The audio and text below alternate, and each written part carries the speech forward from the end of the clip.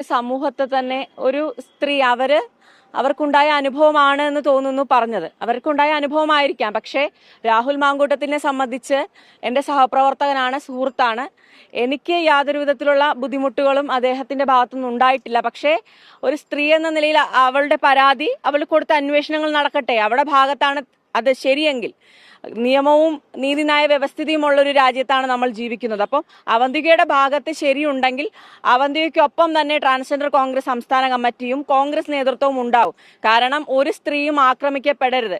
കോൺഗ്രസിനെ സംബന്ധിച്ച് എല്ലാ മനുഷ്യരെയും ചേർത്ത് പിടിക്കുന്ന ഒരു നിലപാടാണ് പ്രസ്ഥാനത്തിനുള്ളത്. ഇവിടെ ജാതിമത വർണ്ണഭേദ ലിംഗഭേദമില്ലാതെയാണ് ഞങ്ങളുടെ പ്രസ്ഥാനം കൊണ്ടുപോകുന്നത്. അപ്പം അവന്തിക എന്ന് പറയുന്നത് ഒരു ട്രാൻസ്ജെൻഡർ ആണ്, അതിലുപരി ഒരു സ്ത്രീയാണ്. അപ്പം അവർ പറഞ്ഞ ആ ഒരു കാര്യം, അവർക്കുണ്ടായ മോശ അനുഭവം രാഹുൽ മാങ്കൂട്ടത്തിന്റെ ഭാഗത്തുനിന്ന് അത്തരത്തിലുള്ള മോശ അനുഭവം ഉണ്ടായെന്ന് തെളിഞ്ഞു കഴിഞ്ഞാൽ പൂർണ്ണ